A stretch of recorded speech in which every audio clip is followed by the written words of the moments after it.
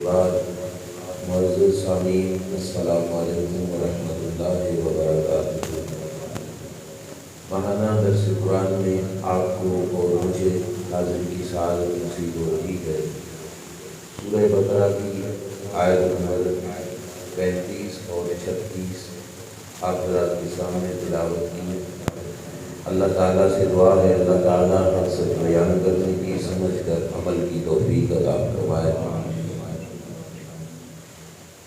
اللہ کریم جل شانہ نے ان آیات کے اندر اور ان سے قبل آیات کے اندر آدم علیہ السلام کی پیدائش تخلیق کا ذکر فرمایا کہ کس طریقے سے آدم علیہ السلام کی تخلیق ہوئی۔ آدم علیہ السلام کی تخلیق کے بعد فرشتوں سے یہ کہنا کہ آدم علیہ السلام کو سجدہ کرو، اور ان میں سے شیطان کا انکار کرنا اور اس کو اپنے دربار سے بھگا دینا، یہ ذکر ہوا۔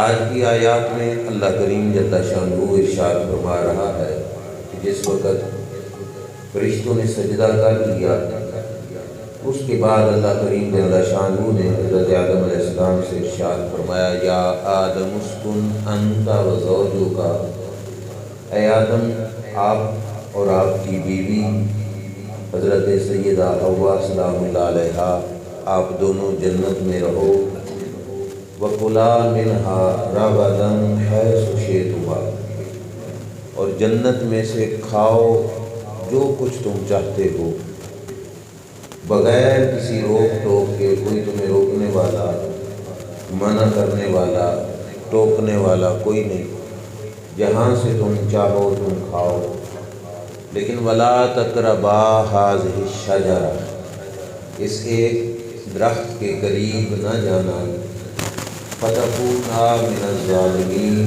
اگر تم اس ایک درخت کے قریب گئے تو تم حد سے بڑھنے والوں میں سے ہو جاؤ گے۔ ظالم کا معنی کہ حد سے تم بڑھنے والوں میں سے ہو جاؤ گے، فَتَكُونَا مِنَ الظَّالِمِينَ۔ اللہ کریم جل شانہ آگے ارشاد فرماتا ہے فَأَزَلَّهُمَا الشَّيْطَانُ عَنْهَا، شیطان نے ان کو پھسلایا، فَأَخْرَجَهُمَا مِمَّا كَانَا فِيهِ، اور شیطان نے ان دونوں کو جنت سے نکال دیا۔ آگے ارشاد فرمایا وَقُلْنَا، تب ہم نے کہا اِهْبِطُوا بَعْضُكُمْ لِبَعْضٍ عَدُوٌّ، اے آدم اے حوا تم دونوں سمیت اپنی اس اولاد کے جو تمہاری پشتوں میں ہے زمین پہ اتر جاؤ، بعضکم لبعض عدو، تمہارے اولاد کے اندر کچھ آپس میں ایک دوسرے کی دشمنیاں رہیں گی۔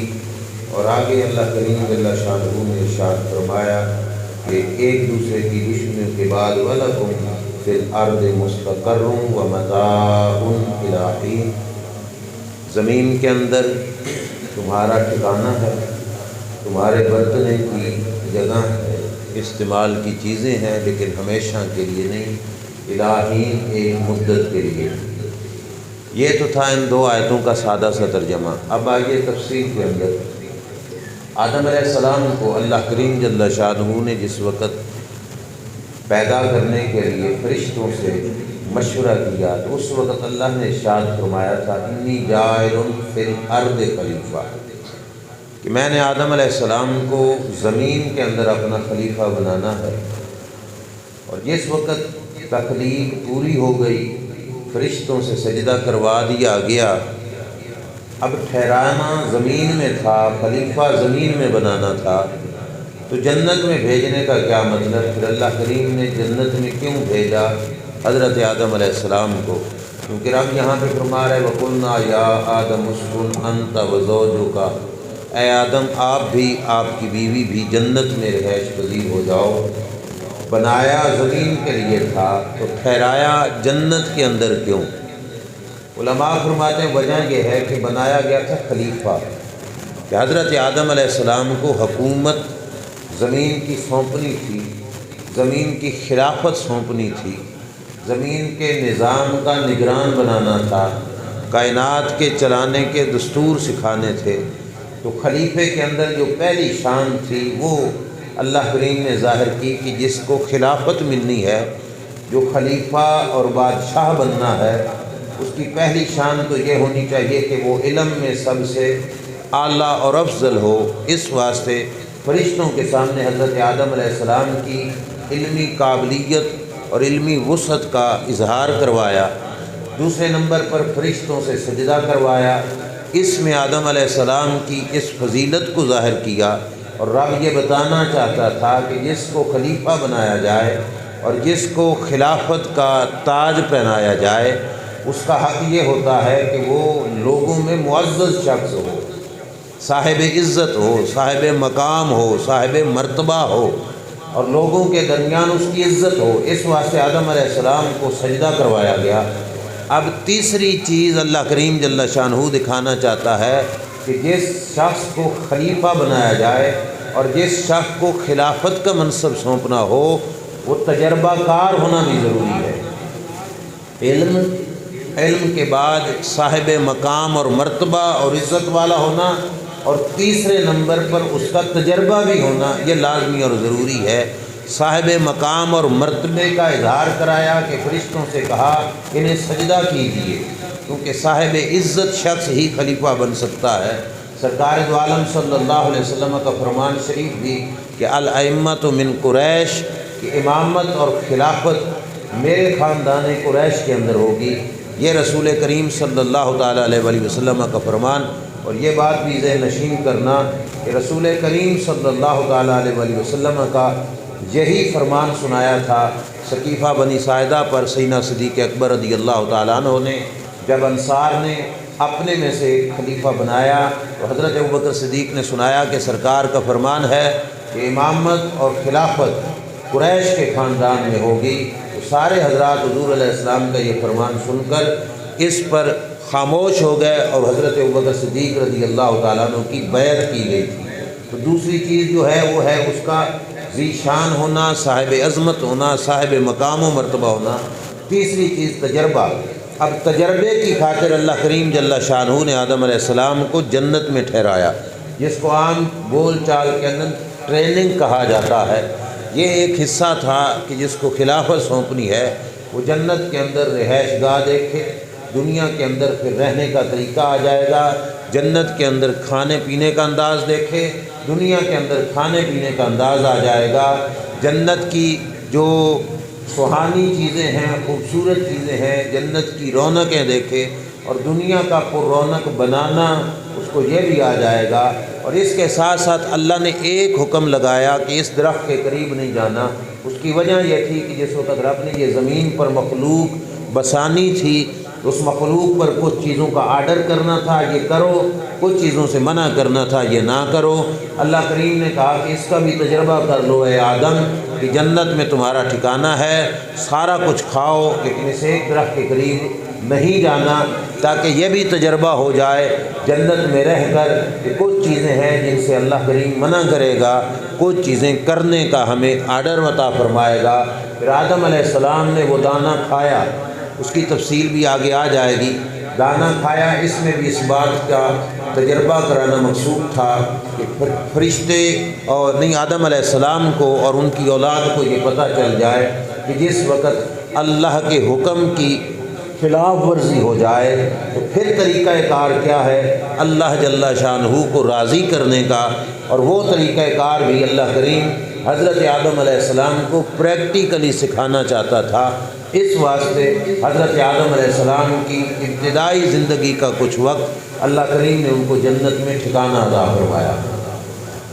اس ساری تفصیل کے بعد ایک مین وجہ جو قرآن کریم کی آیت کے تحت کچھ مفسرین ذکر کرتے ہیں کہ آدم علیہ السلام کو جنت میں کیوں ٹھہرایا گیا۔ قرآن میں اللہ کریم نے ایک اور جگہ پہ ارشاد فرمایا ان اللہ اشتری من المؤمنین انفسهم واموالهم بان لهم الجنہ، اللہ نے مسلمانوں سے خرید لیا۔ کیا خریدا؟ انفسهم واموالهم، مسلمانوں کی جانیں، مسلمانوں کے مال خرید لیے۔ بدلے میں ان کو کیا دیا؟ بان لهم الجنہ، جان و مال خرید کر اللہ نے بدلے میں ان کو جنت عطا فرمائی۔ اب رب خرید رہا ہے مال بھی مسلمانوں کا اور جان بھی مسلمانوں کی، اور بدلے میں کیا دے رہا ہے؟ جنت۔ آپ لوگ بھی خریدتے ہو، جو چیز خریدی جا رہی ہو اس کو مبیع کہا جاتا ہے کہ اس کو خریدا جا رہا ہے، جو عوض میں دیا جا رہا ہو اس کو روپے، پیسے، ثمن یہ کہا جاتا ہے۔ اب ہم سے رب نے دی مال بھی، جان بھی، ہمیں دی جنت۔ اب جو چیز بھی خریدی جا رہی ہے یا لی جا رہی ہے اس کا دیکھنا لازمی ہے۔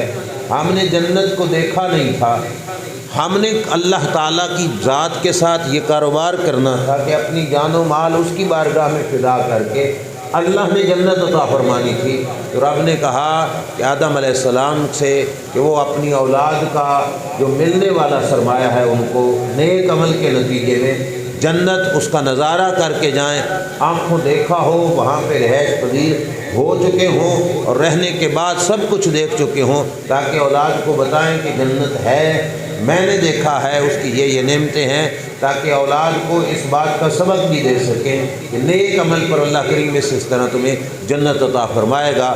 ان سارے معاملات کے پیش نظر اللہ کریم نے کچھ وقت کے لیے جنت میں ٹھہرایا، اور یہ بات بھی ذہن نشین کرنا کہ رب نے ساتھ ہی فرما دیا وَلَا تَقْرَبَا هَٰذِهِ الشَّجَرَةَ، اس خاص درخت کے نزدیک تم دونوں نے نہیں جانا۔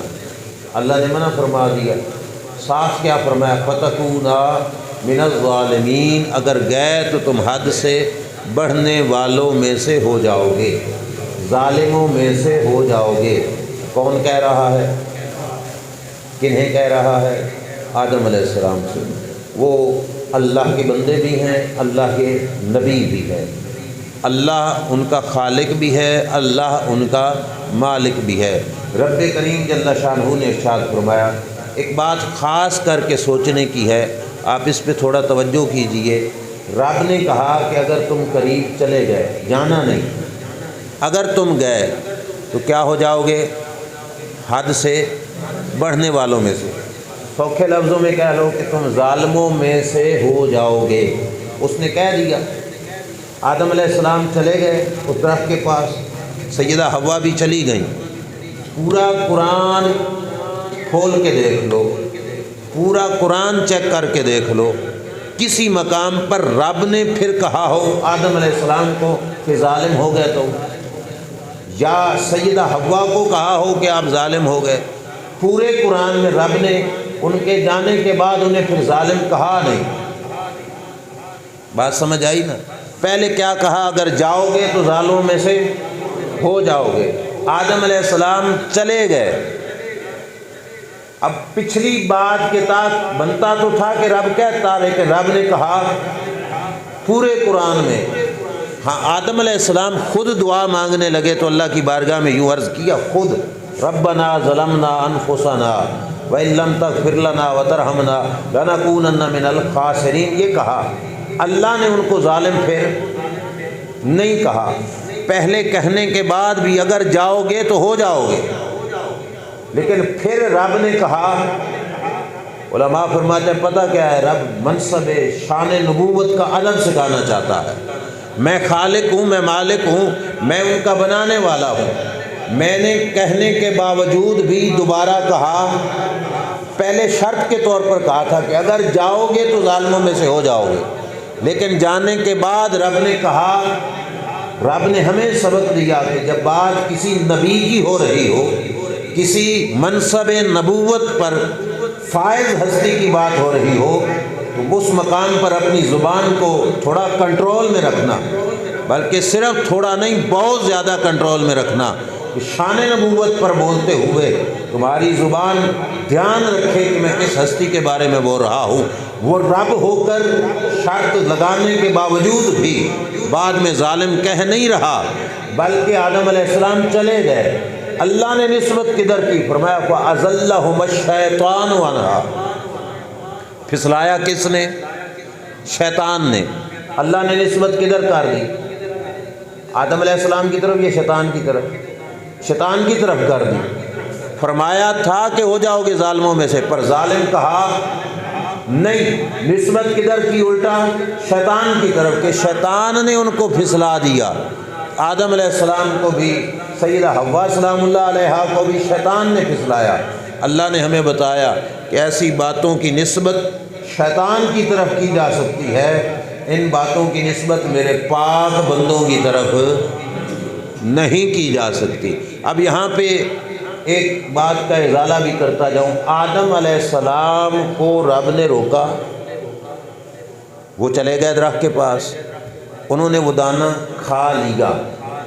اب آدم علیہ السلام کے اس عمل کو جس وقت یہ آیت کریمہ پڑھی جا رہی ہو، اس کا ترجمہ تشریح ہو رہی ہو، تو کچھ مفسرین نے اس کو کہا خطائے اجتہادی، کچھ نے کہا لغزش ہو گئی، کچھ نے کہا بھول ہو گئی، حضرت آدم علیہ السلام سے بھول ہو گئی، لغزش ہو گئی، خطا ہو گئی۔ لیکن ایک مسئلہ ذہن میں رکھنا، علماء نے لکھا فتاوی رضویہ شریف کے اندر، اعلیٰ حضرت امام اہل سنت امام احمد رضا خان فاضل بریلوی رحمۃ اللہ تعالیٰ علیہ نے بھی لکھا، اور دیگر ائمہ نے بھی اس بات کی صراحت کی کہ فقط قرآن کا یہ مقام، جس مقام پہ یہ ذکر ہو آدم علیہ السلام کا، اور قرآن پڑھا جا رہا ہو، پڑھایا جا رہا ہو، تفسیر سنائی جا رہی ہو، پڑھائی جا رہی ہو، اس مقام پر آدم علیہ السلام کی اس بھول کا، اس لغزش کا ذکر کر لے، لیکن قرآن کی تلاوت کے علاوہ بیٹھ کر آدم علیہ السلام کی طرف خطا کا، یا بار بار یہ کہ وہ انہوں نے رب کے حکم کی خلاف ورزی کی، یہ لفظ نہ بولے، منع کیا علماء نے۔ اور اعلیٰ حضرت فاضل بریلوی رحمۃ اللہ علیہ نے فرمایا حرام ہے کہ یہ لفظ تلاوت قرآن کے علاوہ بولنا۔ منصب نبوت پر فائز ہستیوں کے لیے انہوں نے فرمایا حرام ہے کہ جو شخص یہ آیت کریمہ پڑھا رہا ہو، ان آیت کریمہ کا بیان ہو رہا ہو، اس صورت کے اندر تو وہ بیان کرے آیت کے ترجمہ، آیت کی تفسیر کے تحت، لیکن اس چیز کو تلاوت کے علاوہ بیان کرنا، اعلیٰ حضرت فاضل بریلوی رحمۃ اللہ تعالی علیہ کے الفاظ ہیں، غیر تلاوت میں اپنی طرف سے حضرت آدم علیہ السلام کی طرف نافرمانی اور گناہ کی نسبت کرنا حرام ہے۔ اور فرمایا ائمہ دین نے اس کی تصریح فرمائی، بلکہ علماء کی ایک جماعت نے اسے کفر بتایا۔ کس بات کو؟ اب کوئی بندہ کہے نہیں جی میں تو قرآن پڑھ رہا ہوں، اللہ نے جو فرما دیا کہ یہ حرام ہے، ظالموں میں سے ہو جاؤ گے، تو وہ چلے گئے، تو معاذ اللہ وہ کہے کہ میں اب ظالم ہی کہوں گا، نا خبردار، یہ منصب نبوت پر فائز ہستیوں کی بات ہو رہی ہے۔ ایسی ہستیوں کے بارے میں زبان بھی کھولنی ہے تو احتیاط کے ساتھ۔ رب نے کہا فتکونا من الظالمین، بعد میں رب نے نہیں فرمایا انکما ظالمان، تم ظالم ہو معاذ اللہ، یہ رب نے کہیں پہ نہیں فرمایا۔ ٹھیک ہے انتما ظلما، یہ بھی رب نے نہیں فرمایا کہ تم دونوں نے ظلم کر دیا، رب نے نہیں فرمایا کہ وہ رب ہو کر اس فعل کی نسبت آدم علیہ السلام کی طرف نہیں کر رہا۔ بعد میں بھی بات کی تو کیا کہا فَأَزَلَّهُمَ الشَّيْطَانُ عَنْهَا، شیطان نے پھسلایا ان کو، نسبت شیطان کی طرف کی۔ ہمیں ادب کا جو دائرہ ہے اس کا دھیان رکھنا لازمی اور ضروری ہے۔ جس وقت بھی ان پاک ہستیوں کا ذکر ہو تو ادب کا دامن ہاتھ سے چھوٹنے نہ پائے ان مقدس ہستیوں کا ذکر کرتے ہوئے۔ اور یہ بات بھی ذہن میں رکھنا کہ جس وقت انسان کے دل میں ادب ہو، اللہ بولنے کے ڈھنگ آپ ہی سکھا دیتا۔ میرے شیخ کامل حضور شیخ الاسلام والمسلمین خواجہ خواجگاہ خواجہ محمد قمر الدین سیالوی رحمۃ اللہ تعالیٰ علیہ کے ایک مرید کو فیاض شریف آستانے پہ حاضری کا شرف حاصل ہوا۔ بات بڑی توجہ کی ہے، غور سے سننا۔ تو نماز کے لیے حضرت صاحب حضور شیخ الاسلام خواجہ محمد قمر الدین سیالوی رحمۃ اللہ علیہ کی مسجد میں تشریف لے کے آئے، نماز کا ٹائم تھا اور وہ بھی مسجد میں ہی تھا۔ تو دوران نماز وہ کھڑا ہوا تو حضرت صاحب مسجد میں آئے تو وہ اس کی اس سائیڈ پہ کھڑے ہو گئے۔ حضرت صاحب علیہ رحمہ حضور شیخ الاسلام اس کی بائیں طرف کھڑے ہو گئے۔ اب بعد میں اس نے کسی سے بتانا چاہا کہ میں نے سیال شریف نماز پڑھی، حاضری کی سعادت ہوئی اور حضرت صاحب میرے ساتھ کھڑے تھے، اور ساتھ یہ بھی بتانا تھا کہ کس طرف کھڑے تھے۔ اب وہ بولنا چاہتا تھا تو اس نے سوچا کہ میں یوں کہوں کہ میں دائیں طرف تھا اور حضرت صاحب بائیں طرف تھے، یہ لفظ اسے ان کے لیے بولنا اسے مناسب نہ لگا کہ میں اپنے شیخ کامل کے بارے میں کہوں کہ وہ میرے بائیں طرف تھے، لیکن بیان بھی چاہتا تھا کہ یہ بھی پتہ چلے کہ ہم نے بالکل مل کر اکٹھے نماز پڑھی ہے اور حضرت صاحب اس طرح میرے ساتھ کھڑے تھے۔ تو اب ادب کا دھیان دل میں پیدا ہوا اور بولنا بھی چاہا، اس کی زبان سے جو الفاظ اس نے تعبیر کیے وہ کن لفظوں کے ساتھ، انہوں نے کہا کہ ہم نے نماز پڑھی آستان شریف پر، حضرت صاحب میرے ساتھ کھڑے تھے اور میرے دل والی جانب کھڑے تھے۔ اب دیکھو بولنے کا ڈھنگ ادب خود سکھا دیتا ہے۔ بائیں طرف کہنا کہ میرے بائیں طرف کھڑے تھے، اس نے کہا یہ مناسب نہیں، تو کیا کہہ دیا کہ میرے دل والی جانب کھڑے تھے۔ تو یہ تو ہے ایک پیر اور مرید کا آپس کے پیار اور ادب، اور منصب نبوت تو اس سے کہیں زیادہ بلند و بالا ہے۔ انبیاء کرام علیہ السلام کی ذوات اقدس کا ذکر کرتے ہوئے، ان کا تذکرہ کرتے ہوئے اس چیز کا خاصا دھیان رکھنا لازمی اور ضروری ہے۔ اسی واسطے یہاں پر بھی نسبت اللہ کریم جل شانہ نے بھی فاض اللہم الشیطان، شیطان کی طرف کر دی۔ سرکار دو عالم صلی اللہ علیہ وسلم کے صحابی حضرت براء بن عازب رضی اللہ تعالیٰ عنہ حضور کے مجمع میں بیٹھ کر سرکار کا خطاب اور تقریر سنتے ہیں۔ رسول کریم صلی اللہ علیہ وسلم نے ایک دفعہ خطاب کیا اور قربانی کے موضوع پر سرکار کی تقریر تھی، اور سرکار دو عالم صلی اللہ علیہ وسلم نے خطاب کرتے ہوئے یوں 4 انگلیاں دکھا کے فرمایا کہ 4 قسم کے جانور قربانی میں استعمال نہیں ہو سکتے، قربانی پہ نہیں لگ سکتے، یوں 4 انگلیاں دکھائیں۔ اب حضرت براء بن عازب رضی اللہ تعالیٰ عنہ سے کسی نے یہی مسئلہ پوچھا جو سرکار نے بیان کیا تھا کہ کون کون سے جانور کی قربانی ٹھیک نہیں، تو حضرت براء بن عازب رضی اللہ تعالیٰ عنہ نے یہی بیان کرنا تھا۔ انہوں نے بھی 4 انگلیاں اٹھانی تھیں، یوں کر کے بتانا تھا۔ تو اب جس مقام پر سرکار نے یوں 4 انگلیاں دکھائیں، وہی مسئلہ بیان کرتے ہوئے صحابی رسول نے بھی یوں 4 انگلیاں دکھانی تھیں، تو پہلے ایک تمہیداً بات کہی تاکہ لوگوں کو پتہ چل جائے کہ میرا عقیدہ اور نظریہ کیا ہے۔ اسی جگہ پر میں بھی 4 انگلیاں ضرور دکھا رہا ہوں، لیکن نظریہ کیا ہے۔ حضرت براء بن عازب رضی اللہ تعالیٰ عنہ نے 4 انگلیاں دکھائیں اور ساتھ کہا اصابعی اکثر من اصابعہ، میری انگلیاں اور ان کی انگلیاں ایک جیسی نہ سمجھنا، میری انگلیاں چھوٹی ہیں، رسول کریم کی انگلیاں بڑی تھیں۔ ساتھ کہا میرا ہاتھ چھوٹا ہے، ان کا ہاتھ۔ اب مجھے بتاؤ، ہاتھ کو ہاتھ پہ رکھ لو، کوئی زیادہ بڑے ہاتھ والا بھی ہو تو کتنا سا فرق ہو جائے گا، زیادہ سے زیادہ آدھے انچ کا ہی ہوگا نا، زیادہ سے زیادہ۔ لیکن وہ کیا کہہ رہے ہیں کہ میری انگلیاں بھی چھوٹی، سرکار کی انگلیاں مبارک بڑی، میرا ہاتھ چھوٹا، ان کا ہاتھ مبارک بڑا۔ صرف اس موقع پر اپنی انگلیاں دکھاتے ہوئے لوگوں کو اس بات کا تاثر ختم کرنے کے لیے لوگوں سے کہ براء بن عازب اس جگہ پہ اپنی انگلیاں دکھا کر اپنے ہاتھ کو نبی کے ہاتھ کے برابر بھی نہیں سمجھتا۔ جو صحابہ کا نظریہ یہ ہے کہ ہاتھ نبی کے ہاتھ جیسا نہیں ہو سکتا، وہ پوری ذات کو نبی کی ذات جیسا کیسے سمجھتے ہوں گے۔ ایک دوسری حدیث بھی یہاں پہ میں بیان کرنا لازمی ضروری سمجھتا ہوں۔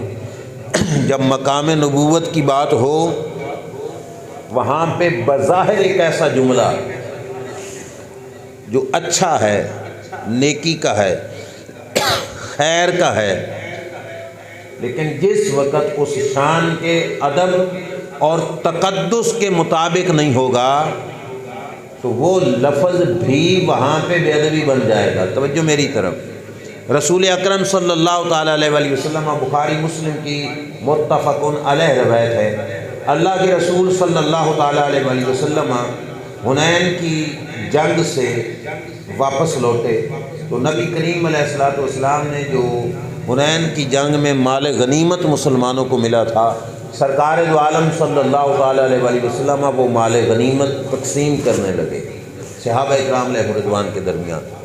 اب پوری توجہ رکھنا اس پر۔ سرکار جس وقت مال غنیمت تقسیم کرنے لگے تو مجمع میں سے ایک شخص اٹھا، اس کی کچھ نشانیاں بھی حدیث پاک کے اندر بیان کی گئیں۔ چھوٹی اس کی آنکھیں، ماتھا اس کا بڑا کھلا، رخسار اس کے باہر نکلے ہوئے، گردن اس کی موٹی، داڑھی اس کی بڑی گھنی۔ اس شکل کا شخص مجمع سے اٹھا اور اس نے رسول کریم صلی اللہ تعالیٰ علیہ وآلہ وسلم کو مخاطب کر کے بلا کر کہا، اے دل، عدل کرو، انصاف کرو۔ اب آپ بتاؤ، عدل کرو، عدل اچھی چیز ہے کہ نہیں؟ نیکی کا کام۔ اللہ کریم نے خود فرمایا، اے دلو ہو اقرب للتقویٰ، عدل کرو، یہ تقویٰ کے بہت زیادہ قریب ہے۔ عدل کرو ایک نیکی کا کام ہے، ایک خیر کا کام ہے، ایک بھلائی کا کام ہے۔ وہ اٹھ کے رسول کریم صلی اللہ علیہ وسلم سے کہہ رہا ہے کہ آپ عدل کیجئے۔ اب یہاں پر عدل کیجئے کہنا بھی بے ادبی بن گیا۔ کیوں؟ تبلیغ ہر جگہ پہ تبلیغ نہیں ہوتی۔ کسی جگہ پہ منصب بھی دیکھنا چاہیے کہ میں تبلیغ کس کو کر رہا ہوں، میں کس کی سامنے اپنی زبان کو کھول رہا ہوں، ہستی کون بیٹھی ہے جس کو تو کہہ رہا ہے کہ عدل کرو۔ رسول کریم صلی اللہ تعالیٰ علیہ وآلہ وسلم سے جس وقت اس نے کہا عدل کیجئے، میرے نبی علیہ الصلوۃ والسلام نے بڑا پیارا جواب دیا۔ سرکار نے فرمایا، من یعدل اذا لم اعدل، فرمایا اگر میں نہیں عدل کروں گا تو پھر کون عدل کرے گا؟ میں نہیں عدل کروں گا تو پھر کون عدل کرے گا؟ اب یہ جملہ تھا اس واسطے کہ تمہاری یہاں پہ تبلیغ بنتی نہیں تھی کہ جہاں پہ تم نے اٹھ کے کہہ دیا کہ عدل کیجئے۔ اور آگے سرکار نے کیا فرمایا، قد خبت و خسرت، تو ناکام ہوا، نامراد ہوا، تو فیل ہو گیا، تو نے خسارہ پایا یہ بات کہہ کے۔ اب وہی بات رب بھی سب سے کہتا ہے، اعدلوا هو اقرب للتقویٰ، عدل کیجئے وہ تقوی کے زیادہ قریب ہے۔ وہی بات ایک بندہ بھی کہہ رہا ہے، عدل کیجئے، لیکن وہی فرمان یہاں پہ کہنے کی وجہ سے یہ شخص کیا ہو گیا؟ خائب و خاسر ہو گیا، ناکام و نامراد ہو گیا، خسارہ پانے والا ہو گیا۔ وجہ کیا ہے؟ وجہ یہ ہے کہ جن سے اس نے کہا وہاں پہ اس کا کہنا نہیں بنتا تھا، اگرچہ لفظ عدل کے ہیں کہ عدل کیجئے، لیکن اس شان اقدس کہ جس ہستی کو کہا جا رہا ہے، ان کی ذات اقدس کا تقدس، ان کا مقام، ان کا مرتبہ، اس کو دیکھ کر یہ کہنا کہ عدل و انصاف کیجئے، یہ ان کی شان نہیں تھا۔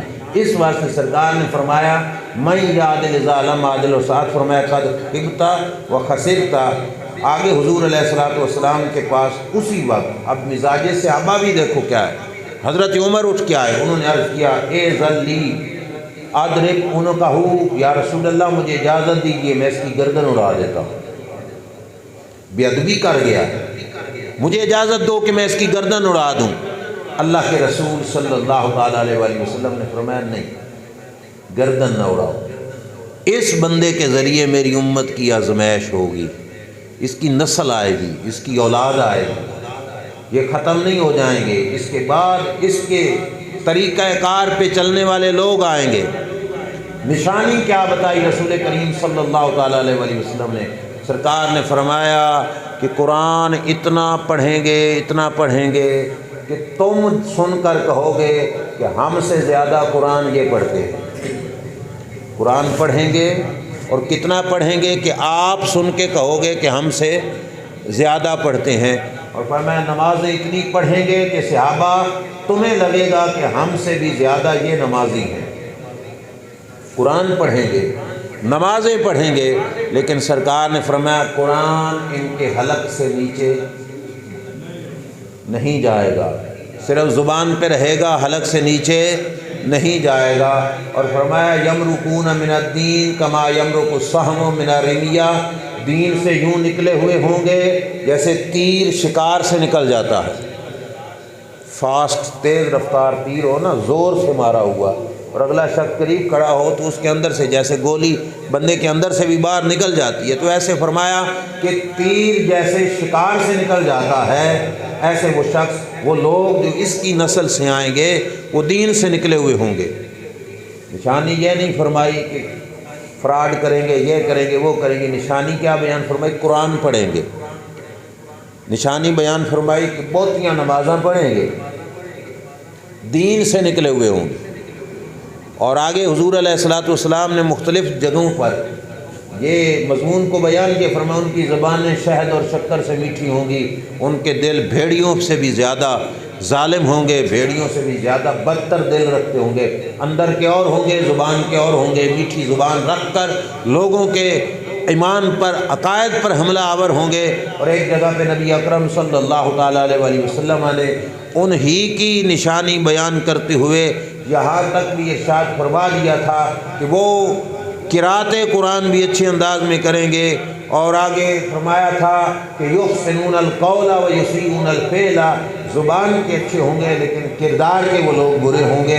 یہ بات بھی حضور علیہ الصلوۃ والسلام نے بیان فرمائی۔ بہرحال میں دور چلا گیا، عرض یہ کرنا چاہتا تھا کہ جب بات منصب نبوت والی ہستی کی ہو رہی ہو تو اس وقت اپنی زبان کو کنٹرول کر کے بولنا چاہیے۔ اللہ نے بھی فرمایا فَأَزَلَّهُمَ الشَّيْطَانُ عَنْهَا، شیطان نے ان کو وہاں سے پھسلایا، فَأَخْرَجَهُمَا مِمَّا كَانَا فِيهِ، اللہ کریم نے حکم دیا کہ اب آپ زمین پر اتر جائیے۔ ایک بات سوال کی شکل میں سمجھ لیجئے، آدم علیہ السلام تھے جنت میں، شیطان جنت میں کیسے چلا گیا؟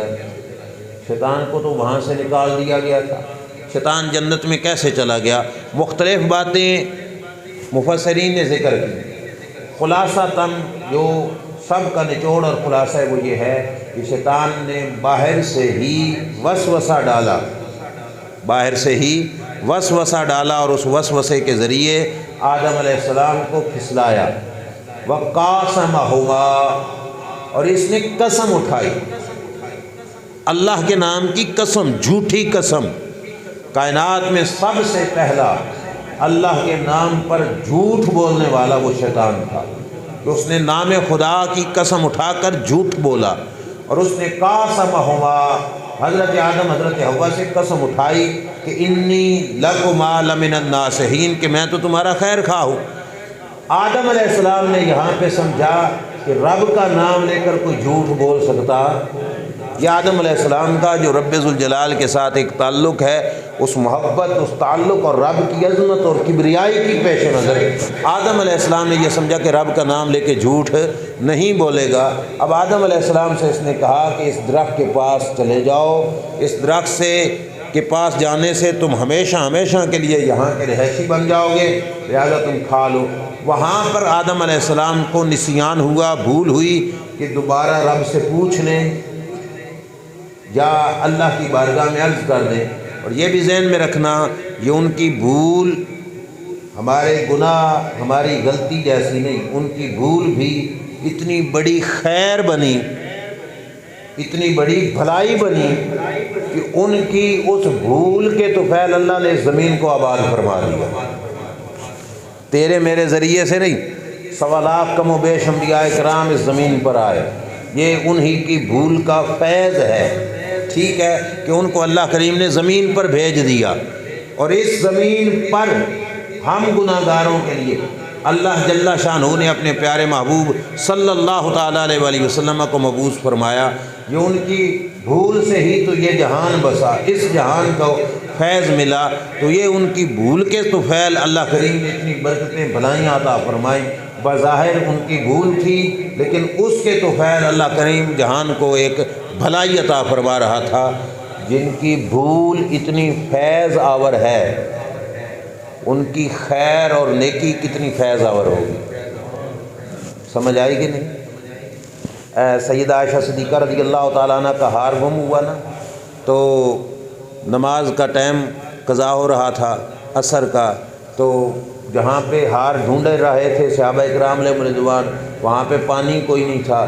نبی کریم علیہ السلام کی بارگاہ میں عرض کیا گیا، یا رسول اللہ صلی اللہ علیہ وسلم، نماز کا ٹائم جا رہا ہے، یہاں پہ پانی نہیں ہے اور یہاں پہ جتنی دیر ہیں نماز قضا ہو جائے گی، تو اب کیا کریں؟ اس وقت تک ابھی تیمم کا حکم نہیں نازل ہوا تھا، اب مسلمانوں کو بن گئی مشکل اور ہار گم ہوا تھا حضرت عائشہ صدیقہ رضی اللہ تعالیٰ عنہا کا۔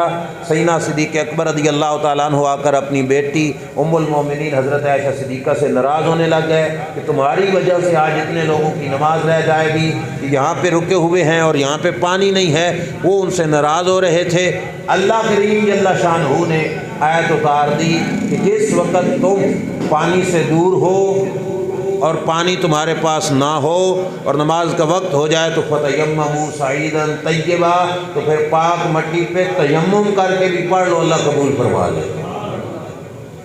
اسید بن حضیر صحابی رسول حضرت عائشہ صدیقہ حضرت سیدنا ابوبکر صدیق رضی اللہ عنہما کے پاس حاضر ہوئے اور آ کے عرض کرنے لگے ما ہے یا باول برکتکم یا آل ابی بکر، اے ابو بکر صدیق کی اولاد گھرانہ، یہ تمہارے گھر کا پہلا فیض نہیں، اللہ نے تمہاری وجہ سے ایسے پہلے بھی ہمیں فیضان عطا فرمائے۔ مطلب یہ کہ بظاہر ہار کا گم ہونا تھا لیکن اس کے تو پہلے ایک برکت مل گئی، اور وہ برکت کیا تھی کہ جس کے طفیل اللہ کریم نے امت پوری کی قیامت تک کے لیے ایک مشکل حل فرما دی کہ جب بھی پانی نہ ملے تو تم کیا کر سکتے ہو؟ تیمم کر سکتے ہو۔ ان پاکیزہ ہستیوں کو اپنی ذات پر قیاس نہیں کرنا چاہیے، ان کی بھول سے اللہ کریم جل شانہ فیض عطا فرما دیتا ہے۔ قرآن کریم میں ابتداءً رمضان شریف کے دنوں میں بھی جماع منع تھا اور رات کے وقت بھی جماع منع تھا، کہ دن کے وقت بھی بیوی سے ہم بستری نہیں کر سکتے، رات کے وقت بھی نہیں کر سکتے۔ رمضان شریف کے مہینے میں ایک صحابی ہیں غالباً حضرت عمر فاروق رضی اللہ تعالیٰ عنہ، ان سے رات کے وقت بھول کر ہو گیا جماع، ہم بستری ہو گئی، ان کی اس بھول کا ہمیں جو ہے وہ فیض یہ ملا کہ اللہ نے آیت اتار دی احل لکم لیلۃ الصیام الرفث، فرمایا آج کے بعد رمضان کی راتوں میں تمہارے لیے ہم بستری کرنا جائز ہے، اللہ نے آیت اتار دی۔ اب یہ جو اجازت نصیب ہوئی یہ ان کی بھول کے طفیل، تو ان کی بھول کو بھی اپنی بھول پر قیاس کرنا ٹھیک نہیں ہے۔ رسول کریم صلی اللہ تعالیٰ علیہ وآلہ وسلم نماز کے اندر بھولے تو سرکار دو عالم صلی اللہ علیہ وسلم نے سجدہ سہو فرمایا، اور ساتھ کیا فرمایا؟ فرمایا لا انسا ولکن انسا لیسن لکم، فرمایا میں بھولتا نہیں ہوں، میں بھلایا جاتا ہوں تاکہ تمہارے لیے سنت بنا کے جاؤں۔ اگر وہ نہ بھولتے تو ہمیں کیسے پتہ چلتا کہ ہم بھول جائیں تو کیا کریں؟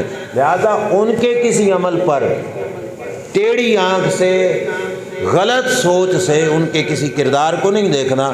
آدم علیہ السلام کا اس درخت کے پاس چلے جانا، رب نے اس کو اپنی طرف سے یہ نہیں کہا کہ جو پہلے لفظ بولے تھے فتکونا من الظالمین، اللہ کریم نے ایسا نہیں کہا، بلکہ فرمایا کہ شیطان نے ان کو وہاں سے نکالا۔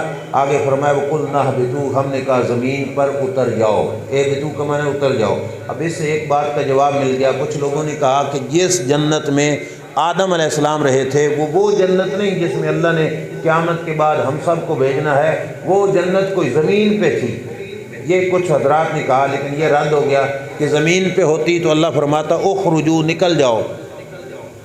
اہبطوا کا معنی کیا ہے؟ اتر جاؤ۔ اب اترنا اونچی جگہ سے نیچے کی طرف ہوتا ہے، تو یہ وہی جنت جو آسمانوں والی جنت ہے، اس جنت کی بات ہو رہی ہے کہ وہاں سے اللہ کریم نے فرمایا اتر جاؤ۔ بعضکم لبعض عدو، تمہاری اولاد کے اندر بعض بعض کے دشمن رہیں گے، بعض کے شیطان ساری اولاد آدم کا دشمن رہے گا، اولاد آدم میں بھی کچھ نہ کچھ آپس میں ایک دوسرے کے دشمن رہیں گے، فاسق و فاجر لوگ دینداروں کے یہ دشمنی آپس میں چلتی رہے گی۔ آگے اللہ نے فرمایا وَلَكُمْ فِي الْأَرْضِ مُسْتَقَرٌّ وَمَتَاعٌ، الہی زمین میں رہنا ہے، ٹھہرنا ہے، لیکن زمین بھی تمہارا ٹھکانہ ہمیشہ کا۔ مُسْتَقَرٌّ وَمَتَاعٌ الہی، فرمایا ایک مخصوص مدت تک ہم تمہیں زمین میں ٹھہراؤ عطا فرمائیں گے۔ یہی حکم اولاد آدم کا بھی ہے، جو اس جہان میں آیا ہمیشہ بسنے کے لیے، ہمیشہ کا ٹھکانہ یہ نہیں ہمیشہ کا ٹھکانہ آگے ہے، اس جہان کے بعد قبر، قبر کے بعد پھر آخرت، اور آخرت میں جو حساب و کتاب ہے اس کے بعد جو ہمیشہ کا ٹھکانہ ہے، وہ جس کی قسمت میں اللہ کریم نے فضل سے جنت عطا فرمائی وہی ہمیشہ کا ٹھکانہ ہے، یہ ہمیشہ کا ٹھکانہ نہیں، وہ دائمی گھر ہے۔ حضور علیہ السلام نے اس ٹھکانے کی مثال بیان فرمائی تھی، فرمایا تھا کن فی الدنیا کانک غریب او عابر سبیل، فرمایا دنیا میں رہتے وقت یوں ہی سمجھو جیسے تم مسافر ہو۔ مسافر کا پھر بھی 1 2 4 5 10 دن تک کا سٹے ہو جاتا ہے، سرکار نے فرمایا او عابر سبیل، فرمایا بلکہ یوں سمجھو جیسے تم کسی راستے سے گزر رہے ہو، یہ تمہاری بس گزرگاہ ہے۔ اب راستے سے گزرتے ہوئے جس راستے سے ہم نے گزرنا ہو وہاں پہ کوئی بندہ دل لگا کے نہیں بیٹھ جاتا، جیسا بھی ہو بندہ کہتے ہیں چلو گزر جو جانا ہے تو وہاں سے بندہ گزر جاتا ہے۔ تو یہ دنیا صرف ہماری گزرگاہ ہے، ہم نے یہاں سے گزر کے جانا ہے، اور آخرت ہمارا اصلی ٹھکانہ ہے۔ اللہ نے اسی بات کو بیان فرمایا کہ آدم زمین پہ اتر جاؤ، تمہارا وہیں پہ ٹھکانہ ہے اور وہاں پہ ہی تم نے رہنا ہے الہین کچھ مخصوص مدت تک کے لیے۔ اب آدم علیہ السلام زمین پر اتر کر رونے لگ گئے کہ اے اللہ جو تو نے فرمایا تھا میں اس کے خلاف اس کے الٹ چل بیٹھا۔ اب اللہ کے حضور معافی مانگنے لگ گئے۔ کوئی یہ سوال کرے کہ غلطی خطا معاذ اللہ یا گناہ نہیں تھا تو وہ روئے کیوں؟ اس میں بھی ایک حکمت تھی جو ابھی سنا کے آیا ہوں، وہ بھولتے نہیں بھلائے جاتے ہیں۔ امت کو سبق سکھانے کے لیے ان کے عمل میں بھی یہ اولاد آدم کے لیے سبق تھا کہ اگر تم سے کوئی ایسا فعل سرزد ہو جائے تو رب کے سامنے اکڑ کے نہیں، اس سے منانا ہے آنسو بہا کے، رو کر اس کی بارگاہ میں آہوزاری کر کے اسے منانا ہے، جیسا کہ حضرت آدم علیہ السلام نے اللہ کے حضور عرض گزاری کی اور اپنے رب کو منایا۔ ایسی ہی اولاد آدم کا حق بنتا ہے کہ وہ اللہ کے حضور رو کر اپنے مالک کو، اپنے پروردگار کو منائے۔ آگے جو آیت کریمہ ہے فَتَلَقَّىٰ آدَمُ مِن رَبِّهِ کلمات فَتَابَ عَلَيْهِ، یہ انشاءاللہ آئندہ درس میں بیان ہوگا کہ وہ کلمات کیا تھے اور کس طریقے کے ساتھ آدم علیہ السلام نے اللہ کے حضور معافی کی عرض گزاری کی اور کس طریقے کے ساتھ اللہ نے معافی فرمائی۔ اللہ کریم عمل کی توفیق عطا فرمائے۔ وآخر دعوانا الحمدللہ رب العالمین۔